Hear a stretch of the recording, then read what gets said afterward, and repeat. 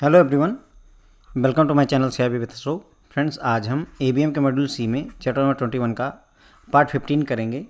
तो फ्रेंड्स, ये चैप्टर है आपका डेवलपमेंट ऑफ ह्यूमन रिसोर्सेज के बारे में, और इस लेक्चर में फ्रेंड्स हम देखने वाले हैं कि एडल्ट लर्निंग क्या होती है और एसएटी के बारे में भी डिस्कस करेंगे, systematic approach to training. Okay, और लगभग सारे टॉपिक मैंने कवर कर दिए हैं इन 15 लेक्चर में।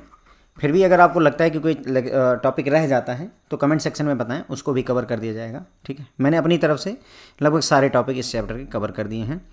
एडल्ट लर्निंग और सिस्टमेटिक अप्रोच ऑफ ट्रेनिंग के बारे में हम इस पूरे लेक्चर में डिस्कस करने वाले। तो पहले शुरुआत करेंगे फ्रेंड्स, जो है डिस्कस करेंगे इम्परेटिव ऑफ एडल्ट लर्निंग। ठीक है, तो जो इन्होंने बताया हुआ है कि मतलब नोट करने वाली बात है, ये इंटरेस्टिंग बात है कि लोगों को लगता है कि जो एडल्ट एजुकेशन है, एडल्ट एजुकेशन का क्या मतलब होता है? वयस्क एजुकेशन फ्रेंड्स। ओके, मतलब जैसे बच्चों को सिखाया जाता है तो वो चाइल्ड एजुकेशन हो गई। ओके, वैसे ही अगर व्यक्ति जो है 18 साल से ऊपर का है ना, जो युवा लोग होते हैं उनको जब सिखाया जाता है, उनको जब पढ़ाया जाता है, समझाया जाता है, तो उसे एडल्ट एजुकेशन कहते हैं। तो लोगों को ये लगता है कि एडल्ट एजुकेशन एक रीसेंट फिनोमेना है, लेकिन ऐसा है नहीं, है ना। It is interesting to note that though people most of the people think that adult education is a recent phenomena, but is not so. ठीक है, तो एडल्ट एजुकेशन रीसेंट फिनोमेना नहीं है, अभी जल्द ही में शुरू हुई कोई बात नहीं है, ये पहले से चलता आ रहा है। तो इन्होंने इसका एग्जाम्पल भी दिया कि एंशियंट टाइम में, है ना, पहले के समय में, प्राचीन काल में कह लीजिए, एंशियंट टाइम में कॉन्फ्यूशियस, है ना, लियो टॉलस्टॉय, हिब्रू प्रोफेट, सुकरात, प्लूटो, अरस्तु, है ना, ये सब जो है टीचर्स ऑफ एडल्ट्स थे। मतलब ये वयस्क लोगों को, एडल्ट लोगों को सिखाने वाले अध्यापक हुआ करते थे। ठीक है, to these teachers learning was a process of active inquiry on the part of the learner. मतलब इन टीचर के हिसाब से जो लर्निंग थी वो एक ऐसी प्रोसेस थी जिसमें क्या होता था कि लर्नर की तरफ से एक्टिव इंक्वायरी की जाती थी। मतलब कहने का ये हुआ, जैसे आप बच्चे को सिखाते हैं तो बच्चा जो है जो कुछ भी आप बताओगे समझ लेगा, सीख लेगा, और शायद आपसे आर्ग्यू ना करे। लेकिन उसी जगह पर ऐसा नहीं है, अगर मैं आपको सिखा रहा हूँ करंट टाइम पे, तो आपके मन में ना बहुत सारी इंक्वायरीज बनती हैं, जिनको अब चूंकि मैं सामने होता नहीं हूँ, ना ही लाइव पढ़ा रहा हूँ इस समय, इसलिए आप पूछते नहीं, अदरवाइज आपकी क्वेरीज इतनी ही देर में हो सकता है एक दो क्वेरी आप कर लेते। तो वही है कि एडल्ट पीपल के लिए जो लर्निंग प्रोसेस है फ्रेंड्स, वो कैसी है? एक्टिव इंक्वायरी करते हैं, एक्टिवली इंक्वायरी करते हैं on the part of learner. Learner बराबर जो है आपसे एक्टिवली इंक्वायरी करते रहते हैं, क्वेश्चंस पे क्वेश्चंस पूछते रहेंगे। They invented techniques for involving the learners in active inquiry. किन्होंने? जो ये टीचर्स ऑफ एडल्ट थे, सुकरात, प्लूटो, अरस्तु और ये कॉन्फ्यूशियस वगैरह थे, इन्होंने ये जो ग्रेट टीचर थे, इन्होंने ऐसी टेक्निक ईजाद की थी, खोजी हुई थी, जिसके थ्रू जो है लर्नर एक्टिव इंक्वायरी कर सकता था। ठीक है, अब जैसे बच्चों के केस में क्या होता है, अगर चाइल्ड को लर्निंग करनी है, बच्चों को सिखाना है, तो उस केस में क्या होता है? सारी जिम्मेदारी टीचर के ऊपर होती है और बच्चा जो है पैसिव अवस्था में छोड़ दिया था, मतलब उसकी कोई जिम्मेदारी नहीं होती है। In case of child learning teacher has full responsibility, पूरी जिम्मेदारी उसकी है। मेकिंग ऑल द डिसीजन, सारे निर्णय उसे लेने हैं, डिसीजंस लेने हैं। About what should be learn, क्या सिखाया जाना है, कैसे सिखाया जाना है, कब सिखाया जाना है, क्या ये सब लर्न हो चुका है ना। मतलब जितने भी क्वेश्चन है, क्या सिखाना है, कब सिखाना है, कहाँ सिखाना है, कैसे सिखाना है, क्या सिखाया जा चुका है, क्या नहीं सिखाया जा चुका है, क्या छोड़ देना है, ये सारी चीज़ें जो है, सारी जिम्मेदारी मतलब चाइल्ड लर्निंग के केस में टीचर के ऊपर होती हैं, और स्टूडेंट को है पैसिव छोड़ दिया था, यानी उसकी कोई जिम्मेदारी नहीं, ही इज़ नॉट एक्टिव, है ना। स्टूडेंट पैसिव है, आराम से पढ़ा हुआ है, उसको बस जो बताया जा रहा है वो करता जा रहा है। लेकिन एडल्ट एजुकेशन में ऐसा नहीं होता है। When adult education is organised with the model available for children known as pedagogy, है ना। तो बच्चों के लिए जो एजुकेशन, जो बच्चों को पढ़ाया जाता है फ्रेंड्स, उसे पेडागॉजी कहते हैं। और जो एडल्ट को, अभी हम आगे एक नया शब्द इसके लिए जो है पढ़ेंगे। ओके, एडल्ट्स के लिए भी एक शब्द इन्होंने ईजाद किया हुआ है, एंड्रोगॉजी होता है मेरे ख्याल से, है ना। It does not give the desired result. लेकिन अगर जो है बच्चों के लिए जो मेथड अवेलेबल है, अगर वही मेथड आप एडल्ट एजुकेशन के लिए यूज करते हैं फ्रेंड, तो वो बहुत ज़्यादा इफेक्टिव रिजल्ट नहीं देता है। बच्चों के लिए जो मॉडल अवेलेबल है उसे पेडागॉजी कहते हैं। ओके, दस learning, adult learning is more learner centric rather than teacher centric. तो अगर हम कह सकें तो जो एडल्ट लर्निंग है फ्रेंड्स, वो जो पढ़ने वाला है, जो सीखने वाला है, लर्नर है, उसको ज़्यादा केंद्र में रख करके काम करती है, उस पर ध्यान केंद्रित करती है। टीचर के ऊपर उतना ध्यान नहीं दिया जाता है, टीचर के ऊपर उतना सेंटर्ड नहीं होती है, टीचर उतना जिम्मेदार नहीं है जितना कि यहाँ पर लर्नर जो होता है, पर्सन जो सीखने वाला होता है, उसके ऊपर जिम्मेदारी होती है। ओके, ठीक है फ्रेंड, तो जो कुछ भी हमने अभी तक पढ़ा है उसको एक बार फिर से देखते हैं।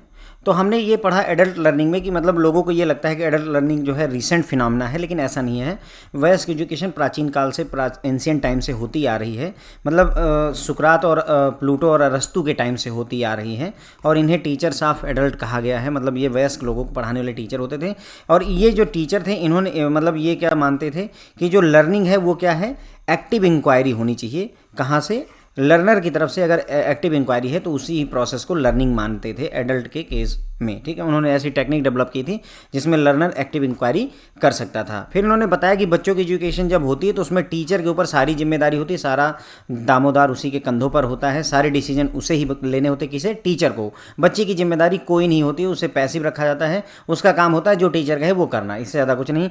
क्या पढ़ाना है, कितना पढ़ाना है, कब पढ़ाना है, कहाँ पढ़ाना है, ये सारी जिम्मेदारी वो उस टीचर के ऊपर होती है, बच्चे के ऊपर नहीं होती है। अब अगर इसी एजुकेशन मेथड को, जो चिल्ड्रन के लिए एजुकेशन मेथड है, चिल्ड्रन के लिए जो लर्निंग मेथड है उसे पेडागॉजी कहते हैं, अगर इसी एजुकेशन मेथड को हम एडल्ट के ऊपर अप्लाई करते हैं, एडल्ट मतलब वयस्क लोगों पर अप्लाई करते हैं, तो हमें वो रिजल्ट नहीं मिलता है जो हमें चाहिए।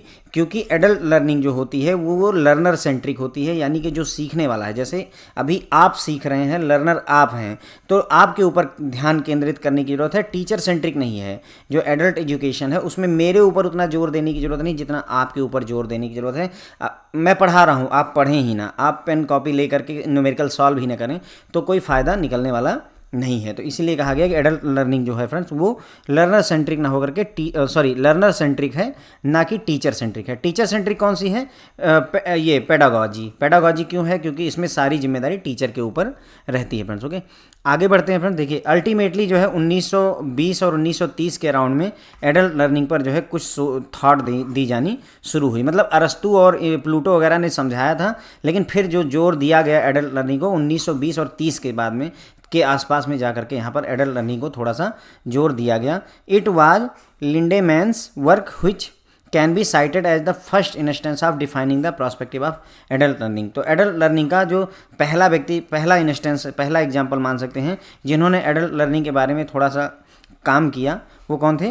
लिंडेमैन। ओके, तो इनका जो काम है उनके बारे में हम कह सकते हैं उन्होंने एडल्ट लर्निंग में सबसे पहले शुरुआत करी। ठीक है, ही explained his idea of adult education as a cooperative venture in non-authoritarian informal learning. Okay, तो मतलब कहने का उन्होंने कहा कि एडल्ट एजुकेशन क्या है। कौन? लिंडेमैन ने ये कहा कि जो एडल्ट एजुकेशन होती है ये एक तरीके से क्या होती है, एक कोऑपरेटिव वेंचर होता है। मतलब ये यहाँ पर कोऑपरेशन है, सहयोग है, किसका? लर्नर का और प्लस टीचर का। ऐसा नहीं है कि सारी जिम्मेदारी टीचर के ऊपर है, लर्नर प्लस टीचर दोनों कोऑपरेट करते हैं, उनका दोनों का मिल करके एक जॉइंट वेंचर होता है, कोऑपरेटिव वेंचर होता है इन नॉन अथॉरिटेरियन, है ना। तो मतलब कहने का ये हो कि यहाँ पर किसी के ऊपर कोई अथराइजेशन नहीं करता है, कोई किसी की अथॉरिटी नहीं बनता है। कहने मतलब ये हुआ कि अगर मान लीजिए मैं टीचर हूँ आपका, तो भी मैं आपके ऊपर डोमिनेट नहीं कर सकता हूँ। ओके, इनफॉर्मल लर्निंग होती है, फॉर्मल तरीके से लर्निंग नहीं होती। जैसे फॉर्मल लर्निंग क्या होती है कि आप स्कूल या कॉलेज गए, वहाँ पर बेंच लगी हुई, आप बैठे और पढ़ाई करी, ऐसा नहीं है। इनफॉर्मल लर्निंग होगी और नॉन अथराइजेशन वाली लर्निंग होगी आपकी। मतलब कहने का कि मैं आपके ऊपर डोमिनेट कर जाऊं, ऐसा नहीं, क्योंकि हो सकता है आप में से कुछ लोग ऐसे हो जिनकी एज मेरे से भी ज़्यादा हो, है ना। तो उस केस में अथॉरिटी वाला काम नहीं होता है।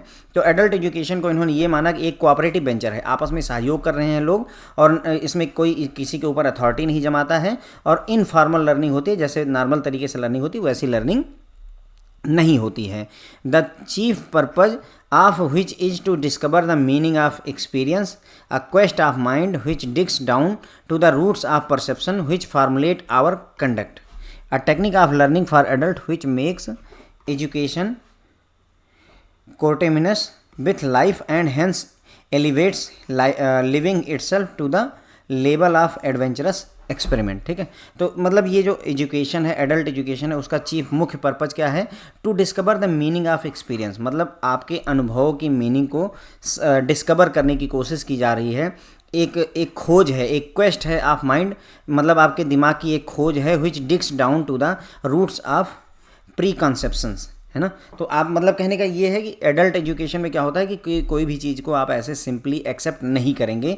कोई भी बात आपसे कही जाएगी तो आपका दिमाग जो है उसमें आप लड़ाओगे और गहराई में जा कर के जो प्री कंसेप्शंस बने हुए हैं, ओके, जो हमारे कंडक्ट को, जो हमारे काम को डिसाइड करते हैं, उनकी गहराई में जा करके आप इस बारे में सोचते हैं। Okay, technique of learning for adult which make education continuous with life and hence elevate. मतलब कहने का ये हुआ कि एडल्ट एजुकेशन की जो लर्निंग टेक्निक होती है वो आपको एजुकेशन को इम्प्लीमेंट करवाती हैं लाइफ में, है ना, विथ लाइफ। मतलब कहने का जो आपने सीखा है उसको ज़िंदगी में कैसे यूज करेंगे, और अगर आप अपनी एजुकेशन को, अपनी नॉलेज को लाइफ में अगर यूज कर पाते हैं तो ये आपके लिविंग स्टैंडर्ड को, लिविंग को जो है एलिवेट करता है, आगे ऊंचा उठाता है, ओके, आगे बढ़ाता है, और ओके, और इस तरीके से and to the level of adventurous experiment. मतलब कि जो है एक्सपेरिमेंट आप किस लेवल का कर सकते हैं वो आपके इस पर डिपेंड करेगा, एजुकेशन पर। ओके, तो कहने मतलब ये हुआ कि यहाँ पर जो मुख्य उद्देश्य है एडल्ट लर्निंग का वो ये है कि आपकी जो एक्सपीरियंस हैं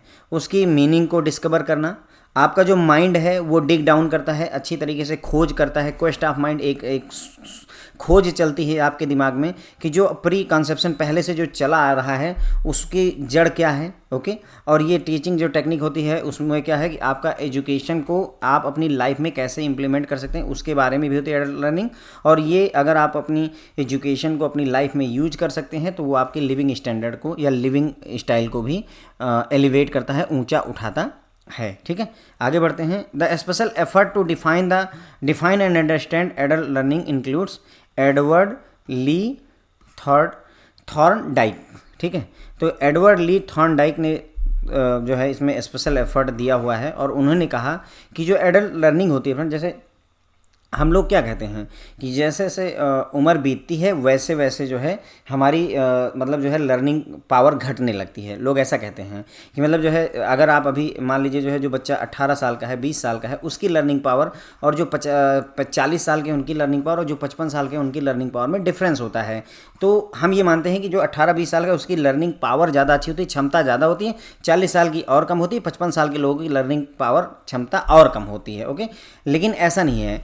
एडवर्ड ली थॉर्नडाइक ने कहा कि ability to learn diminishes with age which subsequently was modified that speed of learning diminishes and not the power to learn। मतलब इन्होंने कहा कि लोग ये मानते थे, अर्ली एक्सप्लेनेशन ये कहती थी कि लोगों की जो है लर्न करने की जो क्षमता होती है, सीखने की जो क्षमता होती है वो उम्र के साथ जो है घटने लगती है। पहला ऐसा माना जाता था, लेकिन इसको इन्होंने मॉडिफाई किया, सब्सिक्वेंटली मॉडिफाई किया, और इन्होंने कहा कि हमारी लर्न करने की क्षमता नहीं घटती है, स्पीड टू लर्न घट जाती है हमारी। समझिए आप इस बात को, आपके लर्न करने की क्षमता में कोई चेंजेज नहीं आते। जितना आप पहले लर्न करते थे उतना अब भी कर सकते हैं। जो आप 20 साल की एज में लर्निंग रख सकते थे वही 55 साल की एज में भी लर्निंग पावर आपके पास होती है, लेकिन आपकी स्पीड टू लर्न, ध्यान दीजिएगा इस वर्ड को, कि आपके लर्न करने की क्षमता घट जाती है फ्रेंड्स। ओके, आपकी पावर नहीं, आपकी जो है कैपेसिटी नहीं घटती, आपकी स्पीड घट जाती है लर्न करने की। इसीलिए जो 18-20 साल के लोग होते हैं, या मान लीजिए 25-30 साल के जो लोग होते हैं, वो CIB निकालते हैं तो ज़्यादा तेज़ी से निकाल लेते हैं। जिनकी उम्र जो है 50 प्लस हो गई उनके लिए थोड़ा मुश्किल होता है। क्यों? क्योंकि अब आपके लर्न करने की जो स्पीड है फ्रेंड्स वो कम हो गई है। आपके लर्न करने की क्षमता में कोई कमी नहीं आई है, बस आपकी गति धीमी हो गई है। जहाँ जो है 25 साल का बच्चा जो है 4 पेज पढ़ पा रहा है, 1 घंटे में समझ पा रहा है, वहाँ हो सकता है 1 घंटे में आप जो है 1 ही पेज समझ पा रहे हो, बस इतना ही हुआ है। क्षमता में कोई चेंजेज नहीं आते हैं। These efforts were then substantiated by experience of teacher involve in adult learning and most of the social science like sociology, social psychology also contributed their bit. तो मतलब ये जो टीचर्स के एफर्ट थे उसको सपोर्ट किया जो है कैसे, जो टीचर्स के एक्सपीरियंस थे उन्होंने इस एफर्ट को और आगे बढ़ाया। एडल्ट लर्निंग में जो भी टीचर्स इन्वॉल्व थे उनके एक्सपीरियंस ने मतलब इस चीज़ को और आगे बढ़ाया, जो हमने अभी रिसर्च वगैरह की एडल्ट लर्निंग के बारे में। और साथ ही साथ में जो सोशल साइंस थे जैसे सोशियोलॉजी और सोशल साइकोलॉजी वगैरह, इन्होंने भी अपना भरपूर कंट्रीब्यूशन यहाँ पर किया हुआ है। ठीक है फ्रेंड, तो हमने अब तक ये एडल्ट लर्निंग में थोड़ा और डिटेल्स पढ़ी, जिसमें हमने ये जाना कि 1920 और 1930 के आसपास जाकर के एडल्ट लर्निंग के बारे में थोड़ा बातचीत होनी शुरू हुई, उसके बारे में थॉट्स देनी शुरू की गई। फिर लिंडेमैन्स वर्क जो था वो पहला काम माना जा सकता है, फर्स्ट इंस्टेंस या पहला काम माना जा सकता है जिसमें एडल्ट लर्निंग के बारे में अच्छे से डिटेल में बात की गई। और लिंडेमैन ने ये कहा कि उन्होंने एडल्ट एजुकेशन को माना कि एक कोऑपरेटिव वेंचर है जिसमें कोई अथॉरिटी नहीं होती है और इनफॉर्मल लर्निंग होती है। ओके, यानी कि स्टूडेंट और टीचर, लर्नर और टीचर आपस में कोऑपरेट कोऑपरेट करते हैं, कोई किसी पर अथॉरिटी नहीं जमाता है, और इनफॉर्मल तरीके से लर्निंग होती है, जैसे नॉर्मल तरीके से लर्निंग होती थी वैसे नहीं होती है। यहाँ पर जो लर्निंग का जो चीफ पर्पज़ है, जो चीफ उद्देश्य है, वो ये है कि आपका जो अनुभव है उसमें एक्सपीरियंस जो है उसकी मीनिंग को डिस्कवर करना है। आप डिग डाउन करते हैं, मतलब गहराई में जो है खोद करके शोध करते हैं, रूट्स जड़ पता करते हैं कि क्या हो रहा है और क्यों हो रहा है। साथ ही साथ आप अपनी एजुकेशन को अपनी ज़िंदगी में पैरेलली यूज करने की कोशिश करते हैं, और अगर आप अपनी नॉलेज को, अपनी एजुकेशन को अपनी लाइफ में यूज कर पाते हैं तो उससे आपका लाइफ जो है अच्छा होता है, स्टैंडर्ड उसका ऊँचा होता है। स्पेशल एफर्ट जो है यहाँ पर किसको दिया जाता है? एडवर्ड ली थॉर्नडाइक को दिया जाता है, जिन्होंने ये बताया कि पहले हम ये मानकर चलते थे कि जो है लर्न करने की जो एबिलिटी है वो धीरे धीरे एज के साथ घटती जाती है। ओके, एज के साथ आपकी लर्निंग एबिलिटी घटती जाती है, लेकिन बाद में ये उन्होंने मॉडिफाई करके कहा कि नहीं, हमारी जो है पावर लर्न करने की नहीं घटती, एबिलिटी टू लर्न नहीं घटती है, बल्कि घटता क्या है, हमारी स्पीड टू लर्न घटती है। हमारी जो है इस जो स्पीड है, जो चाल है हमारी जो है वो धीमी पड़ जाती है, लेकिन हम लर्न अभी भी उतने ही अच्छे से कर पाते हैं। उसके बाद में जो ये टीचर्स थे एडल्ट लर्निंग के, उनके एक्सपीरियंस के आधार पर एडल्ट लर्निंग में और सारे जो है मतलब नई नई चीज़ें निकल करके आई, और उनमें जो सोशल साइंस है, सोशियोलॉजी और सोशल साइकोलॉजी है, इन्होंने भी कंट्रीब्यूट किया एडल्ट लर्निंग को आगे बढ़ावा देने के लिए, आगे बढ़ाने के लिए। और इसी वजह से अ न्यू टर्म, एक नया टर्म एंड्रागॉजी होता है। एंड्रागॉजी है ना, एंड्रा मतलब होता है फ्रेंड्स, एंड्रा मीन्स होता है एडल्ट है ना, और गॉजी मीन्स होता है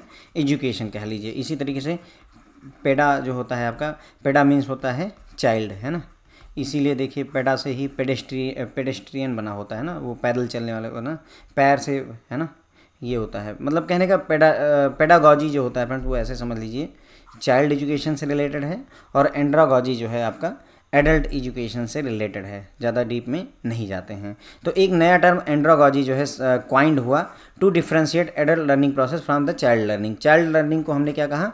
पेडागॉजी कहा है, और जो एडल्ट लर्निंग प्रोसेस उसको एंड्रागॉजी कहा गया। एक नया टर्म यहाँ पर आया हुआ है। Today what we understand commonly is that learning is concern with bringing about relatively permanent change as a result of experience. तो आज हम ये मानकर चलते हैं, वी अंडरस्टैंड कॉमनली, हम ये मानकर चलते हैं कि जो लर्निंग होती है is concern with bringing about relatively permanent change as result of experience. तो जो आपका एक्सपीरियंस है उसके आधार पर आपके अंदर में परमानेंट चेंजेस आ जाते हैं लर्निंग की वजह से। मतलब यही माना जा रहा है कि जो आपकी लर्निंग है वो आपके अनुभव के आधार पर, आपके एक्सपीरियंस के आधार पर परमानेंट चेंजेस लाती है। यानी कि आपका अनुभव है, जैसे कोई दोस्त आपके साथ धोखा किया है तो वो आपका एक एक्सपीरियंस है, उसकी वजह से क्या हुआ कि आपके अंदर एक परमानेंट चेंजेस आ जाएंगे उस व्यक्ति के प्रति, ऐसे कह सकते हैं। There are indeed a number of theories to explain how we learn, है ना, बहुत सारी थ्योरीज हैं जो कि बताती हैं कि हम कैसे सीखते हैं।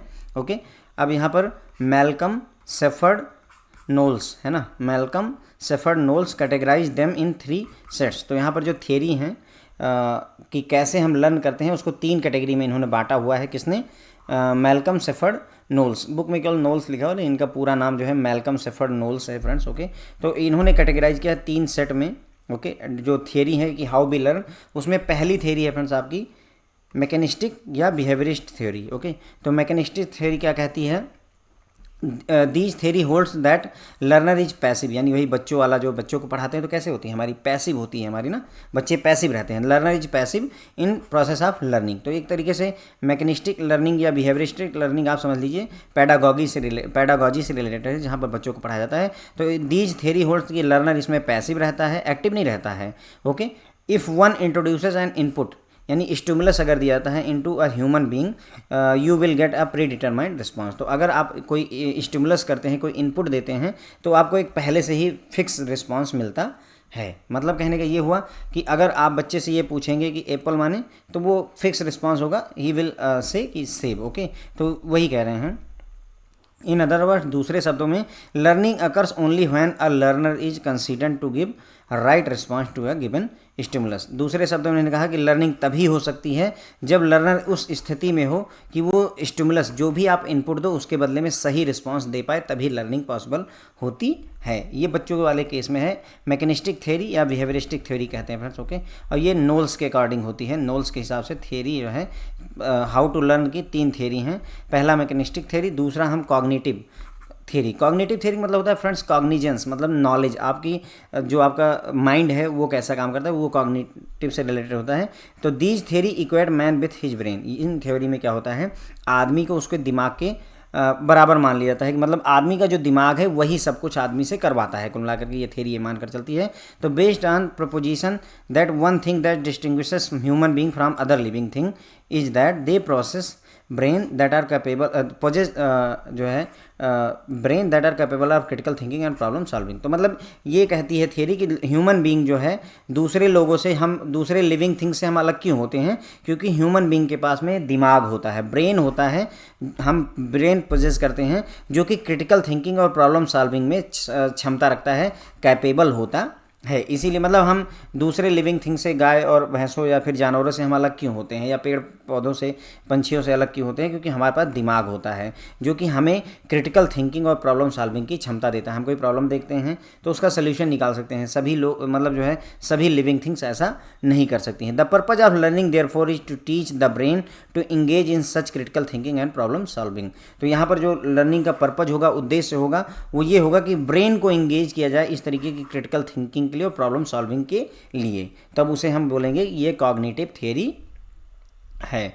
तीसरी है फ्रेंड्स जो है ऑर्गेनिज्मिक और ह्यूमनिस्टिक थ्योरी। ठीक है, तो ऑर्गेनिज्मिक या ह्यूमनिस्टिक थ्योरी क्या कहती है, these theories hold that learning occurs only when learner have the freedom to learn what is particularly relevant to their personal life situation.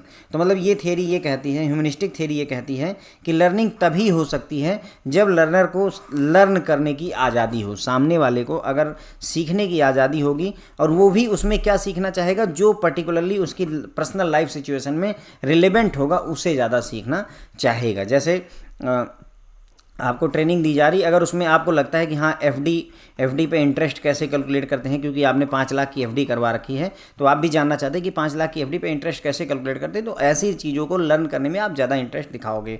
तो वही बोल रहा है कि फ्रीडम टू लर्न अगर रहेगी, पर्टिकुलरली उसकी पर्सनल लाइफ सिचुएशन से जो चीज़ें रिलेवेंट होगी, तो उसमें वो ज़्यादा जो है लर्निंग में इंटरेस्ट शो करेगा।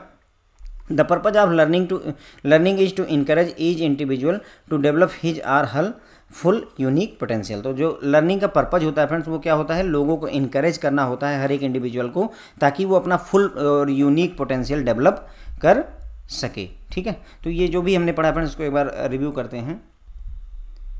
तो हमने यहाँ पर फ्रेंड्स जो है 3 थियरीज देखी हैं। ओके, और पहले हमने ये देखा कि जो है एक नया टर्म जो है, एक न्यू टर्म जो है एंड्रोगॉजी जो है इंट्रोड्यूस किया गया था, ताकि जो है चाइल्ड लर्निंग को एडल्ट लर्निंग से डिफ्रेंशिएट कर सके।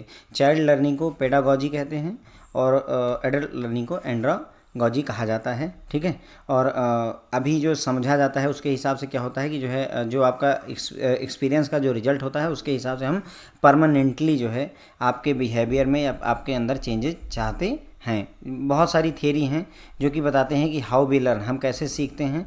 तो उसके 3 तरीके, जितनी भी थियरीज हैं उनको तीन जो है सेट में इन्होंने बांटा हुआ है। किसने, मैल्कम सेफर्ड नॉल्स ने, इन्होंने 3 सेट दिए हैं। पहला है मैकेनिस्टिक और या बिहेवियरिस्टिक थियरी।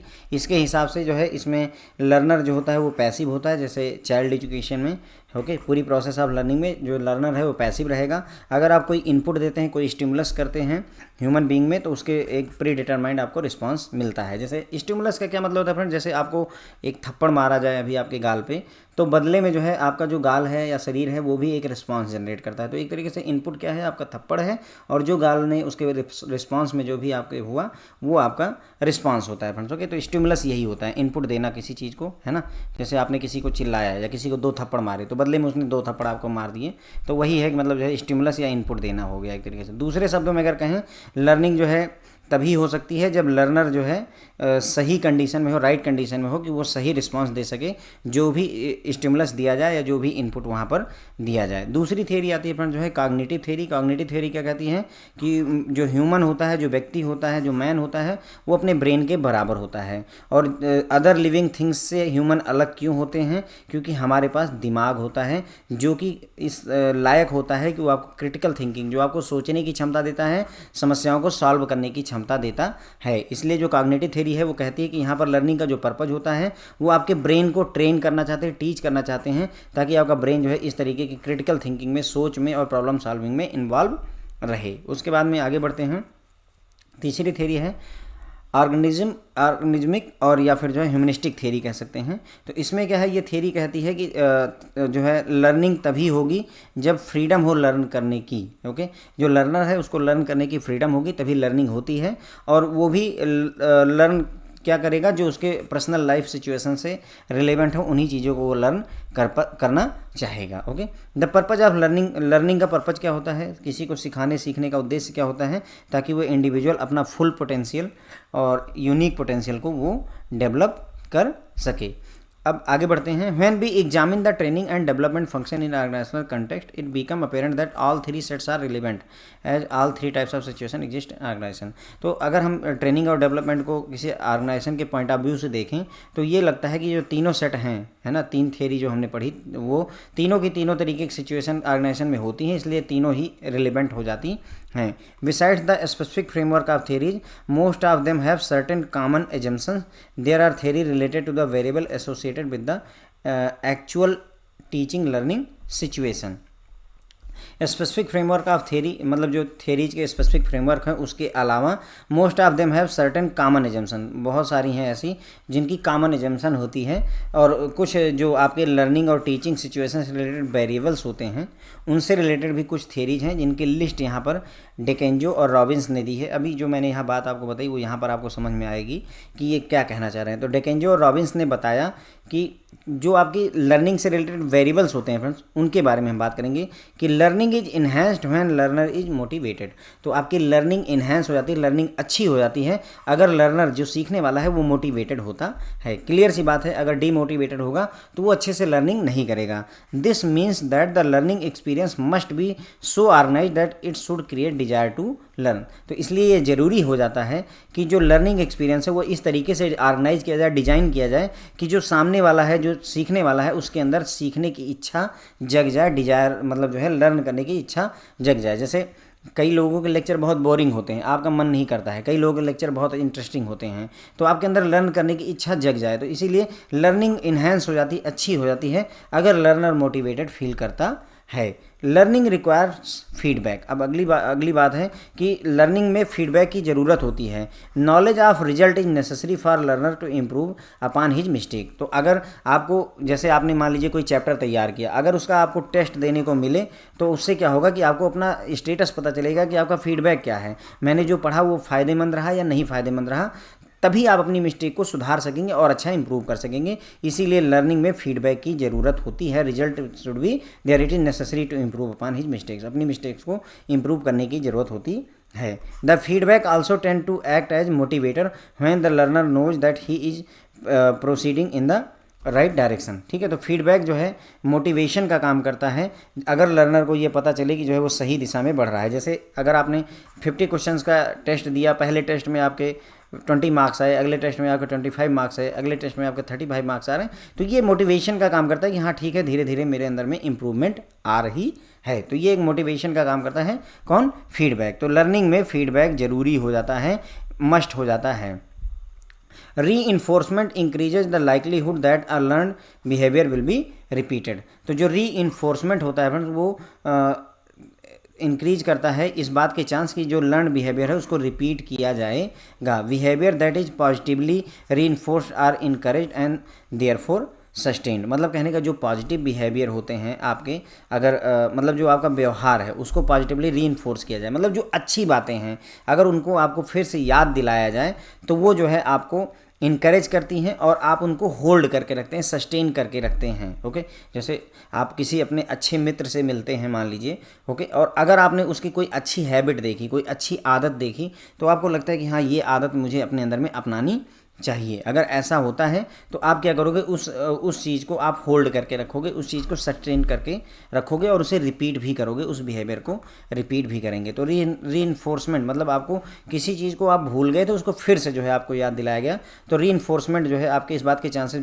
बढ़ा देता है कि आपका जो भी आपने लर्न किया है उसको आप रिपीट करेंगे, फिर से यूज करेंगे। Practice increases a learner's performance, practice makes man perfect, है ना। वही बोलते हैं कि प्रैक्टिस, मैं जो बोलता हूँ कई बार जो है लोग बोलते हैं कि सर डिस्पाइट ऑल एफर्ट मेरे 40 नंबर से ऊपर नहीं आ रहे हैं बीएफएम में, है ना। तो कहाँ कमी रह जाती है, सिर्फ एक ही कमी होती है फ्रेंड्स आपकी। मैं सिंपल सी बात में जवाब देता हूँ, सिर्फ और सिर्फ प्रैक्टिस और कुछ नहीं। Practice and practice and practice. कई सारे लोग हैं जिन्होंने मतलब मैसेज और ऐप वगैरह पे मतलब कमेंट्स वगैरह किए हुए फ्रेंड्स कि जैसे बीएफएम में वो पास नहीं हो रहे थे, एंड व्हाट दे डिड कि मतलब 4 से 5 बार उन्होंने मेरे सिर्फ वीडियोज़ देखे, पूरी तरह से सिर्फ वीडियोज़ देखे 4 से 5 बार में, और 4-5 बार देखे और उनके जो है मतलब 60+ मार्क्स स्कोर हो गए हैं। तो कहाँ पर कमी रह जाती है फ्रेंड्स, प्रैक्टिस, नथिंग एल्स, सिर्फ प्रैक्टिस आपकी है। जो मैं ये आपको लाइनें पढ़ा रहा हूँ ना, हो सकता है आपको ये लगे कि मतलब ये क्या पढ़ाया जा रहा है, इट डजंट मेक सेंस, लेकिन आईआईबीएफ क्या करेगा, जहाँ आपको सेंस नहीं बनता वहीं पर ही उठा करके एक जो है क्वेश्चन बना देता है कि मतलब जो है लर्नर की परफॉर्मेंस किससे इंक्रीज होगी, प्रैक्टिस से इंक्रीज होगी, मोर एजुकेशन से इंक्रीज होगी, ऐसे 4 ऑप्शन बना देगा। मतलब ऐसा होता है फ्रेंड्स, ओके। कई बार ऐसा होता है कि मतलब जिस चीज़ को आप इंपॉर्टेंट नहीं मानते वही वहाँ आईआईबीएफ इंपॉर्टेंट बना लेता है। तो अब अगर आपने 4-5 बार पढ़ा है तो भाई कितना दिमाग से फिसलेगा। बोलते नहीं कि 1000 शब्द अगर आप सीखते हैं, 1000 वर्ड अगर आप सीखते हैं तो 100 तो होल्ड रहेगा ही, लेकिन अगर आप 100 जो है रीड करते हैं या लर्न करते हैं तो सिर्फ 10 होल्ड करने के चांसेस रहते हैं, क्योंकि ह्यूमन माइंड इतना ज़्यादा चीज़ों को होल्ड नहीं कर पाता है, क्योंकि हमें सिर्फ पढ़ना ही नहीं होता है, बहुत सारी चीज़ें और भी हमें पैरेलली देखनी होती है फ्रेंड्स, ओके। तो प्रैक्टिस जो है इंक्रीजेज लर्नर परफॉर्मेंस। तो अगर आप प्रैक्टिस करते हैं तो लर्नर जो है अगर प्रैक्टिस करता है या आप प्रैक्टिस करते हैं एज ए लर्नर तो आपकी परफॉर्मेंस इंक्रीज होगी, इसमें कोई डाउट नहीं है।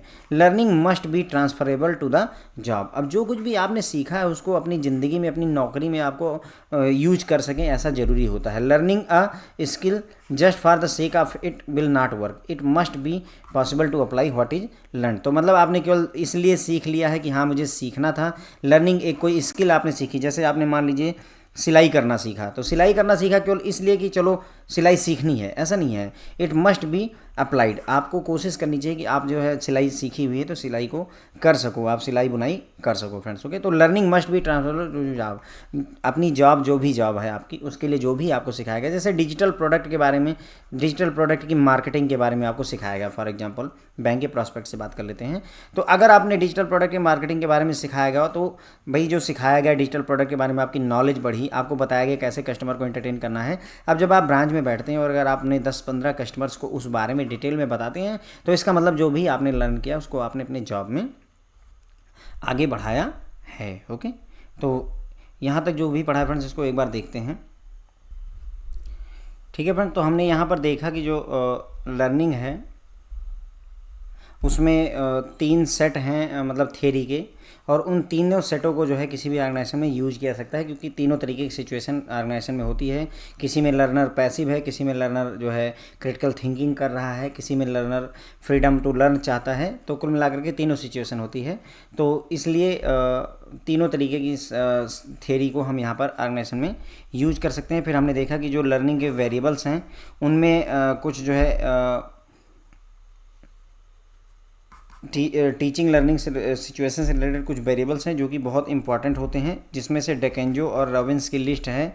डेकेंजो और रॉबिन्स की लिस्ट क्या कहती है कि जो है इसमें मतलब कुछ हमने बातें सीखी हैं कि मतलब लर्निंग में क्या क्या चीज़ें हों तो और अच्छा रिजल्ट आ सकता है। जैसे लर्निंग इन्हेंस हो जाती है अगर लर्नर मोटिवेटेड हो, तो अगर कोई व्यक्ति मोटिवेटेड है तो वो और अच्छा लर्न करता है, ओके। इसके लिए ऐसा इन्वायरमेंट बनाने की ज़रूरत है, ऐसा लर्निंग इन्वायरमेंट देने की ज़रूरत है, ऐसा लर्निंग मटेरियल देने की ज़रूरत है कि ताकि जो सामने वाला है उसके लर्न करने की इच्छा बढ़ जाए। लर्निंग में फीडबैक की ज़रूरत होती है। फीडबैक होने से क्या होता है कि मतलब आपको ये पता चलता है कि आपकी कमियाँ कहाँ हैं, आपकी मिस्टेक्स कहाँ हैं, उनको आप इंप्रूव इम्प्रूव कर सकते हैं। और ये एज ए मोटिवेशन का काम भी करता है। अगर आपको पता चले कि आप सही डायरेक्शन में बढ़ रहे हैं, धीरे धीरे मार्क्स आपके बढ़ रहे हैं, पहले आप 20 पाते थे, आप 25 पा रहे हैं, फिर 30 पाने लगे, तो आपको लगता है कि आप सही डायरेक्शन में मूव कर रहे हैं, तो ये एक as a feedback, as a motivation का काम भी करता है। रीइंफोर्समेंट अगर सही मतलब जो है आपके अच्छे बिहेवियर का रीइंफोर्समेंट किया जाता है, तो ये इस बात के चांसेस बढ़ते हैं कि जो भी आपने लर्न किया है उसको आप रिपीट करते हैं। बिहेवियर जो है अगर that is positively in reinforced is encouraged and therefore sustain. तो आपका जो पॉजिटिव बिहेवियर है,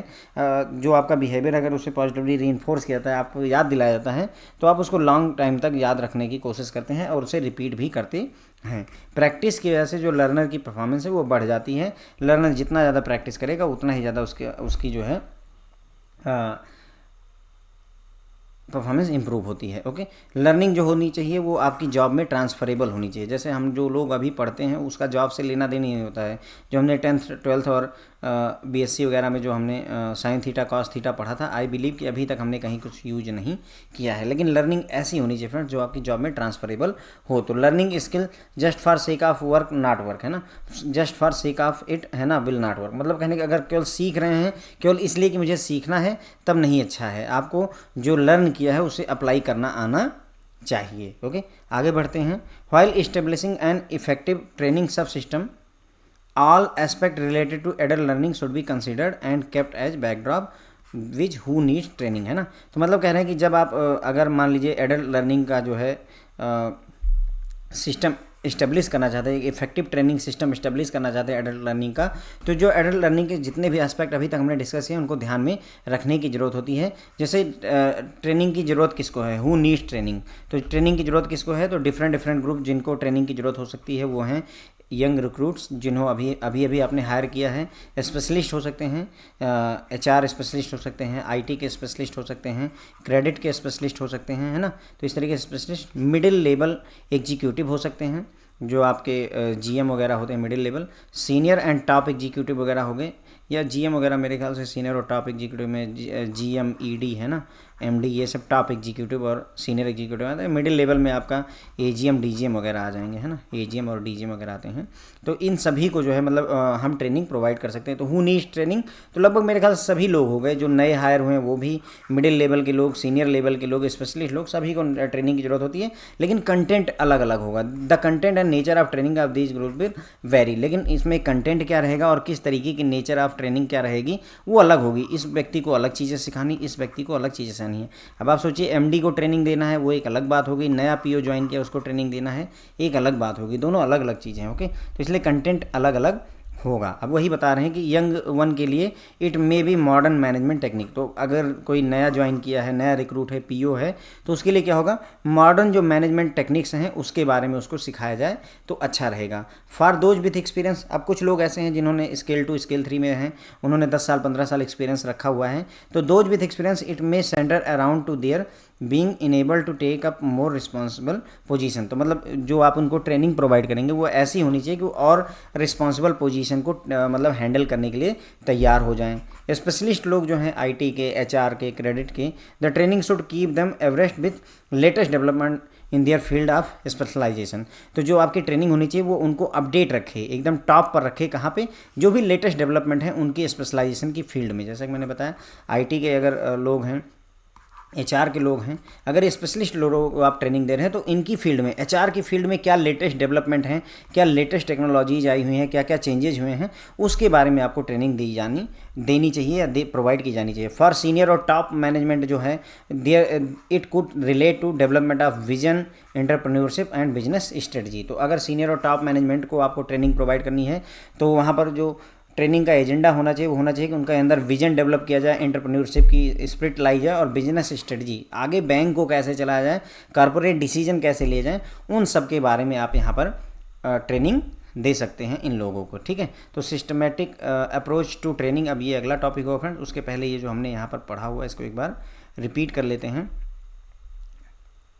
तो ये हमने देख लिया था जो है, तो यहाँ से शुरू करेंगे फ्रेंड्स। ओके, तो यहाँ पर हमने देखा था कि एडल्ट लर्निंग के लिए अगर जो है आप एक ट्रेनिंग सब सिस्टम इफेक्टिव ट्रेनिंग सब सिस्टम डेवलप करना चाहते हैं तो एडल्ट लर्निंग से रिलेटेड जो भी एस्पेक्ट हैं हमने बात की उन सबको आपको कंसीडर करके चलना होगा। जैसे किसको ट्रेनिंग चाहिए, है ना, हु नीड्स ट्रेनिंग। तो इस पॉइंट पर अगर हम बात करें तो डिफरेंट ग्रुप होंगे जिनको ट्रेनिंग की जरूरत हो सकती है। यंग रिक्रूट हो सकते हैं, स्पेशलिस्ट हो सकते हैं, मिडिल लेवल एग्जीक्यूटिव या senior level top level executive होंगे। लेकिन इन सबको जो कंटेंट दिया जाएगा, जो नेचर ऑफ ट्रेनिंग होगी वो डिफरेंट होगी, वेरी करेगी, सेम नहीं दे सकते हैं। जैसे यंग वन जो नए लोग हैं, नए पीओ ज्वाइन किए हैं, नए क्लर्क ज्वाइन किए हैं, नए सब स्टाफ ज्वाइन किए हैं, उनको मॉडर्न मैनेजमेंट टेक्निक के बारे में हम पढ़ा सकते हैं, सिखा सकते हैं। जिनको एक्सपीरियंस है, जिनको ऑलरेडी फील्ड में 10-15 साल हो चुके हैं, उनको हम ये सिखाएंगे, जो हमारी ट्रेनिंग होगी वो ये बताएगी कि आप और रिस्पॉन्सिबल पोजीशन को कैसे टेकअप कर सकते हैं। जो स्पेशलिस्ट लोग हैं उनको जो ट्रेनिंग दी जाएगी, उनकी फील्ड में क्या नए डेवलपमेंट है, क्या लेटेस्ट डेवलपमेंट है, जिस फील्ड में उनका स्पेशलाइजेशन में क्या नए लेटेस्ट डेवलपमेंट है, उसके बारे में ट्रेनिंग दी जाएगी। सीनियर मैनेजमेंट और टॉप मैनेजमेंट को अगर ट्रेनिंग दी जानी है तो उनमें विजन डेवलपमेंट करने की कोशिश, बिजनेस स्ट्रेटजी डेवलप करने की कोशिश, कॉर्पोरेट डिसीजन लेने की क्षमता डेवलप करने की कोशिश की जाएगी। ये सारे काम हम अगर उनको ट्रेनिंग प्रोवाइड करते हैं तो करेंगे फ्रेंड्स। ओके, उसके बाद आगे बढ़ेंगे फ्रेंड्स। जो है अगला टॉपिक है systematic approach to training, SAT। Okay, with the developmental emphasis accepted by organization, it becomes imperative that organization to establish well planned and conceived training system to achieve intended objective.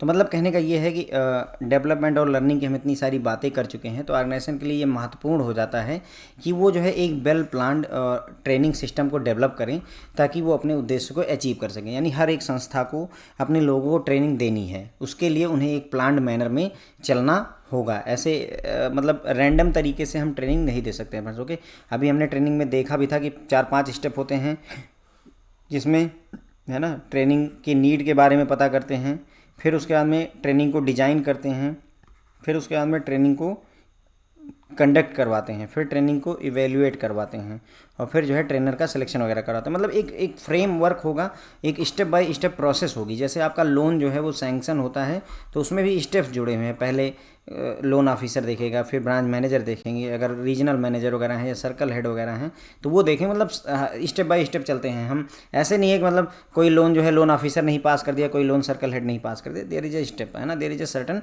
Process. तो वही बोल रहे हैं कि organisation के लिए ये जरूरी हो गया है कि अगर अपने उद्देश्य को उसे पूरा करना है तो उसे वेल प्लान्ड जो है तरीके का एक ट्रेनिंग सिस्टम डेवलप करना पड़ेगा। There need to be systematic approach to manage training which has to answer a few basic queries like, है ना। तो मतलब सभी बैंकों को, सभी ऑर्गेनाइजेशन को एक सिस्टमेटिक अप्रोच जो है अपनाने की ज़रूरत है ट्रेनिंग के लिए। ओके, जिसको कुछ बेसिक कुछ क्वेरी के आंसर देने होंगे। जो अप्रोच होगी उसको कुछ क्वेरी के आंसर देने होंगे। जैसे will the training be done internally और एक्सटर्नली। तो जो हम ट्रेनिंग करवाएंगे वो इंटरनली यानी बैंक ही प्रोवाइड करेगा या बाहर की किसी संस्थान से भी हम करवाएंगे। Does the organisation have our intent to develop an in house training centre. तो जो बैंक है, आपका जो संस्था है, क्या वो उसके पास है या उसका उद्देश्य है कि वो इन हाउस ट्रेनिंग सेंटर बनाएगा, मतलब अपना खुद का लर्निंग सेंटर, अपना खुद का ट्रेनिंग सेंटर, है ना। जैसे सभी बैंकों के पास अपना खुद का ट्रेनिंग सेंटर वैसे है फ्रेंड्स, जो है जिसमें लोग जो है पढ़ाते हैं, वो बैंक के लोग ही पढ़ाते हैं ना। स्टाफ ट्रेनिंग सेंटर बोलते हैं, STC कहीं कहीं पर बोलते हैं। ओके, तो लर्निंग सेंटर्स या जो भी नाम हो, तो इन हाउस ट्रेनिंग सेंटर्स होते हैं सभी बैंकों का। How much and what kind of training will be done externally and is it also an essential part. तो मतलब कितनी ट्रेनिंग और किस तरीके की ट्रेनिंग जो है एक्सटर्नली की जाएगी, बैंक में नहीं की जाएगी बल्कि बैंक के बाहर की जाएगी, और क्या यह महत्वपूर्ण है, इसेंशियल है, ज़रूरी है ना। Who are the functionaries responsible for administrating the training system. कौन जिम्मेदार होगा इस ट्रेनिंग सिस्टम को मॉनिटर करने के लिए, मैनेज करने के लिए, कंडक्ट करवाने के लिए, इन सभी चीज़ों का एडमिनिस्ट्रेशन करने के लिए कौन जिम्मेदार होगा। ये सारी क्वेरीज के आंसर देने जरूरी हो जाते हैं अगर आपको एक अच्छी जो है सिस्टमेटिक अप्रोच अपनानी है। तो सिस्टमेटिक अप्रोच टू ट्रेनिंग में हमने देखा फ्रेंड्स कि जो है बैंकों को अगर या बैंकों को या संस्थाओं को अपना जो है ट्रेनिंग का ऑब्जेक्टिव अचीव करना है तो उनको एक वेल प्लान्ड जो है ट्रेनिंग सिस्टम डेवलप करने की ज़रूरत होती है। तो वहाँ पर एक सिस्टमेटिक अप्रोच अपनाने की ज़रूरत है ट्रेनिंग को मैनेज करने के लिए, और उस सिस्टमेटिक अप्रोच को डेवलप करने के लिए कुछ क्वेरीज के आंसर मिलने ज़रूरी हो जाते हैं। पहला कि ट्रेनिंग इंटरनली ही होगी या एक्सटर्नली होगी। क्या ऑर्गेनाइजेशन के पास अपना खुद का जो है ट्रेनिंग सेंटर है या फिर फ्यूचर में वो डेवलप करना चाहता है या नहीं करना चाहता है। जो ट्रेनिंग हम बाहर से करवाएंगे वो कौन सी ट्रेनिंग करवाएंगे, किस तरीके की ट्रेनिंग करवाएंगे, कितनी अमाउंट की, मतलब जो है कितनी ट्रेनिंग हम बाहर से करवाएंगे। जैसे 10 ट्रेनिंग होनी है तो 6 बैंक में होंगी और 4 बाहर किसी संस्थान से होंगी। तो ये भी क्या ये इसेंशियल है, बाहर से ट्रेनिंग करवाना क्या नेसेसरी है? कौन जिम्मेदार होगा, कौन फील्ड फंक्शनरी होगा जो जिम्मेदार होगा इस पूरी ट्रेनिंग को कंडक्ट करवाने के लिए, एडमिनिस्ट्रेटर करवाने के लिए। ओके, तो ये सारी क्वेश्चंस के आंसर देना जरूरी है, तभी सिस्टमैटिक ट्रेनिंग डेवलप हो सकती है। It is a fact that almost all banks have some kind of in house establishment, है ना। तो ये फैक्ट है कि सभी बैंकों के पास कुछ किसी न किसी तरीके का इन हाउस इस्टेब्लिशमेंट है, मतलब खुद का ट्रेनिंग सेंटर है। Which primarily cater to the training of operational knowledge and skill requirement specific to the bank. मतलब इनका काम क्या होता है, प्राइमरली ये क्या करते हैं, ऑपरेशनल नॉलेज की ट्रेनिंग प्रोवाइड करते हैं और स्किल रिक्वायरमेंट जो बैंक के लिए स्पेसिफिक है उसको प्रोवाइड करते हैं। तो सभी बैंकों के पास अपना खुद का ट्रेनिंग सेंटर होता है, जो कि जो बैंक की ऑपरेशनल नॉलेज है, बैंक कैसे चलता है, क्या ऑपरेशंस होती हैं, क्या क्या काम होता है, उन सब के बारे में जो स्किल रिक्वायरमेंट होती है स्पेसिफिक टू द बैंक, उसी बैंक से रिलेटेड उस पर वो देगा। जैसे जो बैंक का अपना खुद का ट्रेनिंग सेंटर होगा, वहाँ पर जो आपको लोन के प्रोडक्ट बताए जाएंगे वो उसी बैंक के ही बताएंगे, किसी और बैंक के लोन के प्रोडक्ट के बारे में उनको बताने का कोई मतलब नहीं है। This implies that the need for certain advance and specialised training is made by sending people to external institutions. Okay, तो चूँकि बैंक के अंदर जो इन हाउस जो हमारा ट्रेनिंग सेंटर है, वहाँ पर हम बैंक की ऑपरेशनल नॉलेज और स्किल रिक्वायरमेंट को ही उस बैंक से रिलेटेड पूरी कर पा रहे हैं।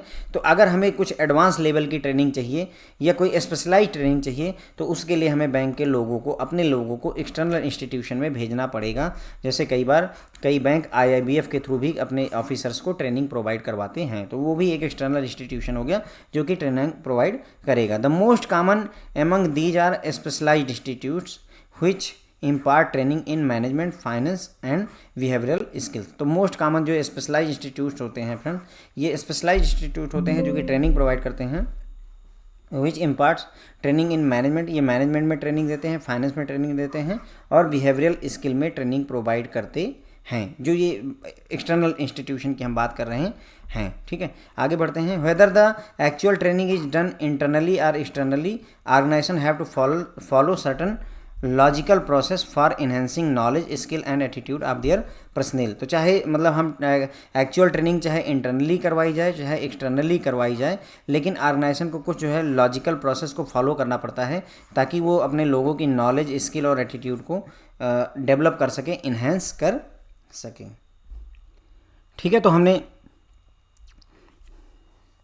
हमने ये पढ़ा कि जो है मतलब सभी बैंकों के पास में किसी न किसी तरीके का इन हाउस ट्रेनिंग सेंटर होता है, जिसमें बैंक की ऑपरेशनल नॉलेज और स्किल रिक्वायरमेंट जो है जो बैंक से रिलेटेड होती है उसके बारे में जानकारी दी जाती है।